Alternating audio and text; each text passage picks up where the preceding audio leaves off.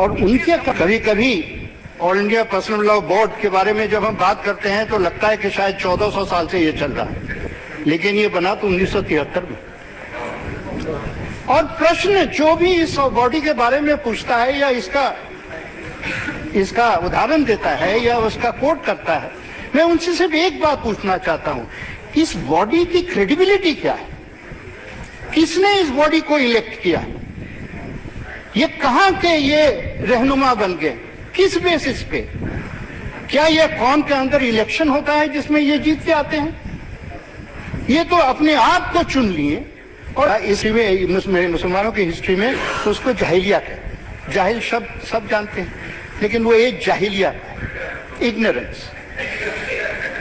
وہ کہتے تھے کہ جاہلیہ کی سب سے بڑی کہ اگر ایگزامپل دیتے تھے تو وہ یہ تھے کہ کچھ لوگ ایسے تھے جو خدا کا نام لے کر اس کو استعمال کر کے عورتوں پہ ظلم کرتے تھے، اور قرآن شریف میں سخت منع کیا گیا ہے کہ آپ یہ نہیں کر سکتے، لیکن لگتا ہے 1400 سال بعد بھی کچھ لوگ جاہل ہیں اور جاہل رہے ہیں نا۔ میں کوشش کرتا ہوں ہسٹیریا سے جتنا کم بات کرے اتنا ہی اچھا ہے۔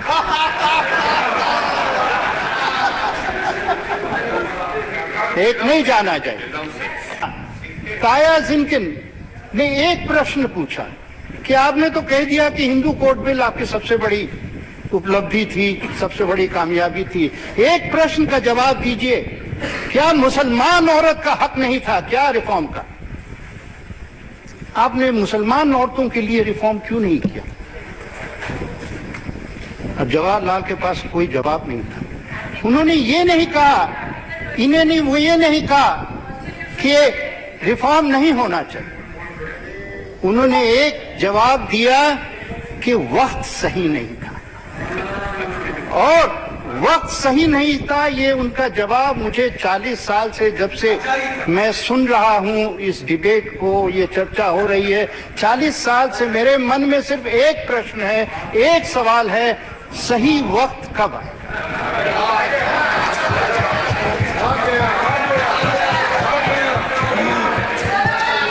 اندرا گاندھی کے زمانے میں بھی صحیح وقت آ سکتا تھا، وہ مہیلا تھی،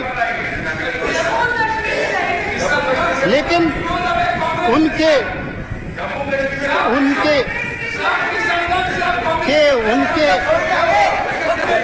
اب آپ کو پتا چل گیا کیوں ہم یہاں ہیں۔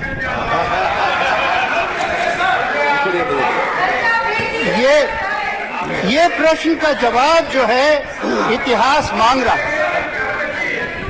اندرا جی کے زمانے میں ہو سکتا تھا، ضرور ہو سکتا تھا، ان کے پاس بہومت تھا، پارلیمنٹ تھا، ان کی اپنی لیڈرشپ تھی، ان کا اپنا اوقات تھا دیش میں، مہیلا تھیں، کافی انہوں نے سنشودھن کیا، کانسٹیٹیوشن چینجز کیے، لیکن ان کے زمانے میں صرف ایک آرگنائزیشن بنا، آل انڈیا مسلم پرسنل لاء، کہ ہمیں کا جو باڈی، کبھی کبھی آل انڈیا پرسنل لاء بورڈ کے بارے میں جب ہم بات کرتے ہیں تو لگتا ہے کہ شاید 1400 سال سے یہ چل رہا ہے، لیکن یہ بنا تو 1973 میں۔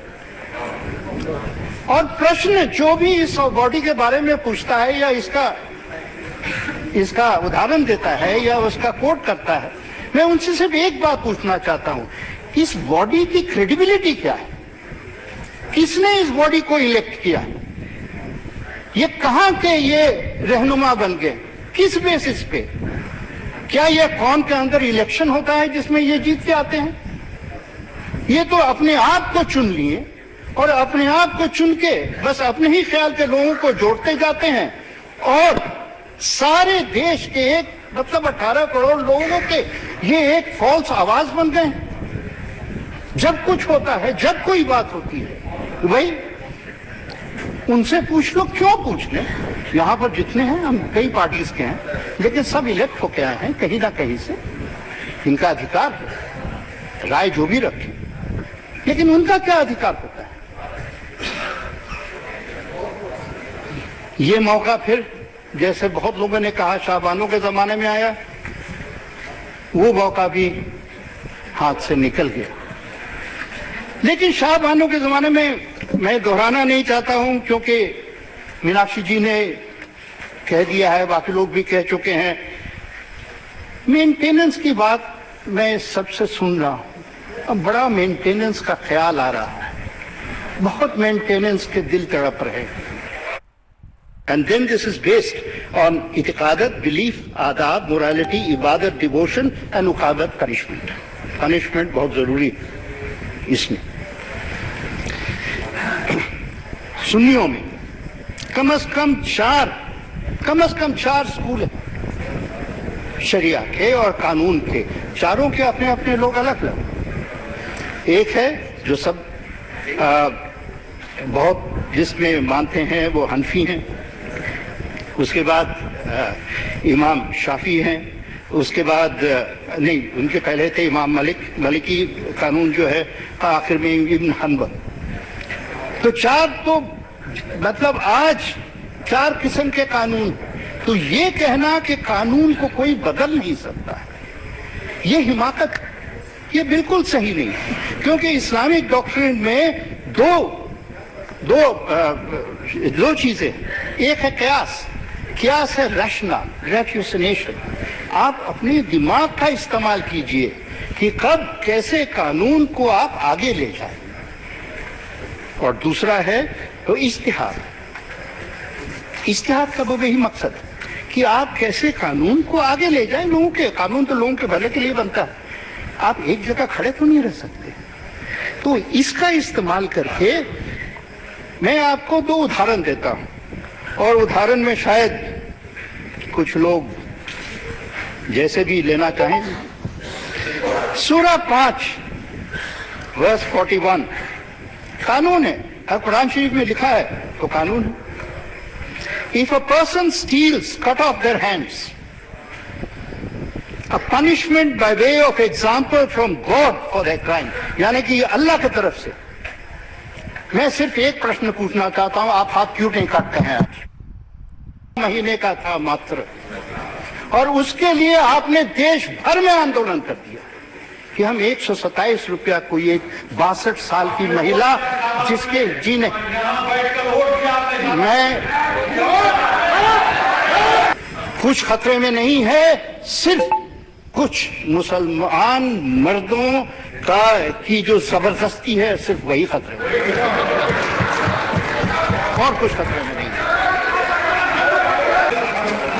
जो नहीं करते,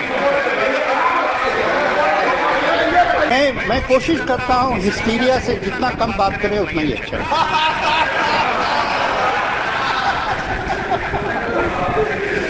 और एक और मैं कल से दो ही उदाहरण में देता। सूरा 24 verse 5, Those who make false allegations against chastity of women, Quran जो है बहुत रहम करता है औरतों पे। Those who make false allegations against chastity of women should be flogged 80 times. 80 कोड़े लगने चाहिए. And their evidence will never be believed until they repent. कौन कानून ये रखा है? कौन ये कानून? जहां पर मर्दों का सवाल है वहां तो आप आसानी से कानून बदल देंगे, और जहां पर औरतों की सुरक्षा और जहां पर उनका भला होता है वहां अचानक आपको अल्लाह ताला याद आ जाता है। सबसे बड़ा अच्छा तर्जुमा, सबसे अच्छा तर्जुमा अगर कुरान शरीफ का है अंग्रेजी में, मैं अंग्रेजी में पढ़ा हूं, वो है अब्दुल्ला यूसुफ अली। अब्दुल्ला यूसुफ अली एक बहुत इंटरेस्टिंग उनके नोट्स में, इस्लाम आने के पहले जो एज था उसको हम लोग के इस्लामिक हिस्ट्री में, मुसलमानों की हिस्ट्री में तो उसको जाहिलिया कहते हैं। जाहिल शब्द सब जानते हैं, लेकिन वो एज जाहिलिया, इग्नोरेंस।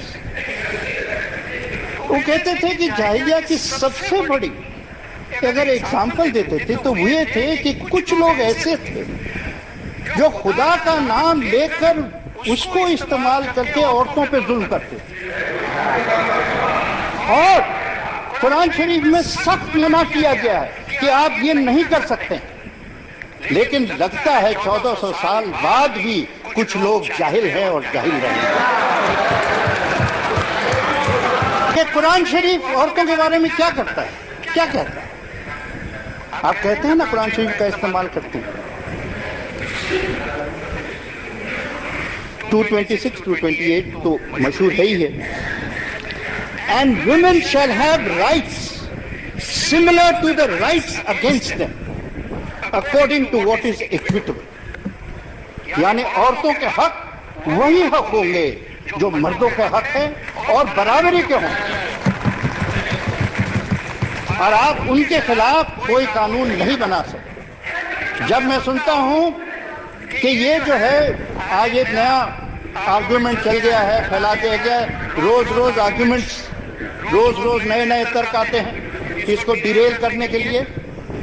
ایک نیا آرگومنٹ ہو گیا, ارے اسلام میں تو کانٹریکٹ ہے شادی, اگر کانٹریکٹ میں, لیکن میں تو آپ سے وہی کہتا ہوں کہ یہ ٹرپل طلاق جو ہے وہ کانٹریکٹ بھنگ کرتا ہے, کیونکہ اسلام کا کانٹریکٹ ایمان کے اوپر ہے, ایمانداری کے اوپر ہے, جسٹس کے اوپر ہے, اور جہاں انجسٹس ہوا ہے اس میں اس کا مطلب ہے کہ آپ نے اسلامک لا یا اسلامک جو شادی ہے اس کانٹریکٹ کو بھنگ کیا. اسپیسیفکلی سورہ 2:241 for divorced women maintenance must be provided on a reasonable scale. یہ پرشن اٹھا رہے تھے کہ کیسے دیں گے؟ ریزنیبل اسکیل, جتنی آپ کی آمدنی ہے اسی کے بیسس پہ. This is the duty on the rights. لیکن میں صرف ایک غلط فہمی بہت لوگوں کے من میں ہے کہ اسلام اور قرآن جو ہے عورتوں کے بارے میں کیا سوچتا ہے. تو آپ کو پتا ہے کہ پہلا انسان جو حضور صلی اللہ علیہ وسلم کے بعد جس نے ایمان لیا وہ حضرت علی نہیں تھے. پہلا انسان تھا ان کی بیگم حضرت خدیجہ. جب گئے حضور تو اپنے بیگم کے پاس گئے اور انہوں نے پہلے ایمان لیا, حضرت علی ان کے بعد, اور ان کے ساتھ ان کی وہ 15 سال عمر ان کی حضور سے زیادہ تھی. وہ جو ہے ان کے امپلائمنٹ میں پروفٹ شیئرنگ کے بیسس, یعنی اس زمانے میں ان کی بیوی جو تھی وہ بزنس پرسن تھی, وہ کاروبار کی بزنس کرتی تھی. حضور کو انہوں نے بھیجا کاروبار کے, پھر ان کی شہرت دیکھ کے, عقل دیکھ کے, ان کی یہ دیکھ کے انہوں نے شادی کی پروپوزل. یعنی آپ دیکھ لیجئے کہ وہاں کی سماج اس وقت کتنی ریڈیکل تھی اور ان کے کم از کم بیہیویئر کتنا ریڈیکل تھا. اور جب میں یہ سب سنتا ہوں تو ایک چیز مجھے بہت دکھ ہوتا ہے کہ یہ جو ہم مسئلے اپنے ساتھ کھڑے کر دیے ہیں یہ قرآن کے اسپرٹ کے خلاف, کیونکہ قرآن کا اسپرٹ کہتا ہے آپ عورتوں کو نہ صرف حق دو, حق سے تھوڑا زیادہ دو, اور اس کو آپ نے مروڑ کے پتہ نہیں کہاں تک اس قوم کو آپ لے آئیں, کہاں پہ اس قوم کو لے آئیں. تو ہم یہ نہیں کہتے ہیں کہ ہم جو کر رہے ہیں یا ایک قانون سے اچانک سارا سماج بدل جائے گا, کوئی ایک جادو کی چھڑی ہے کہ اچانک جو ہے سب جو ہے پاپ میں پھنسے ہوئے تھے پنیہ بدل جائیں گے, یا سب کو سورگ مل جائے گا, سب اچانک جنت چلے جائیں گے. لیکن میں ایک بات ضرور کروں گا کہ ایک کہاوت ہے یا ایک ڈکٹم ہے کہ یہ never destroy the good in search of the ideal. آج جو ہم کہہ رہے ہیں this is good, ٹھیک ہے, ایک آئیڈیل ہو بھی سکتا ہے, لیکن اس کا مطلب نہیں ہے کہ کیونکہ ہم آئیڈیل پہ نہیں پہنچے اس لیے ہم گڈ کو بھی ڈیریل کریں. تو آپ جو مرضی کر لیے, مجھے پتا ہے کہ میں نے جو آج کہا ہے کل کوئی نہ کوئی کہے گا کہ یہ شرک ہے, کہنے دو. میں ان کے ججمنٹ پہ اپنی زندگی نہیں گزارتا ہوں. اگر کوئی ججمنٹ دینے والا ہوگا تو اللہ دے گا. یہاں پہ لوگوں نے کہا 300 طلاق ہوئے, اتنے طلاق ہوئے, اتنے طلاق ہوئے. ایشو جو ہے میرے لیے صرف جو طلاق ہوتا ہے وہ اس کا نہیں, میرے لیے ایشو اس سے بڑا, اور وہ ہے کہ طلاق کے نام پہ لاکھوں لوگ جو ہے عورتوں کو ایک خوف کے سائے میں، خوف کے پردے میں، خوف کے جال میں زندگی بھر گھیر کے رکھتے ہیں۔ یہ بڑا ایشو کہ میں تجھے کل طلاق دے دوں گا، اور طلاق دے دوں گا تو کہاں کھائے گی؟ کھانے کو نہیں ملے گا، سماج میں تیری اوقات نہیں ہوگی، اور یہ ختم ہو جائے گا، یہ ختم ہو جائے گا۔ اور جس دن یہ ختم ہو گیا، میں کہتا ہوں پھر ایک نئی جان آ جائے گی۔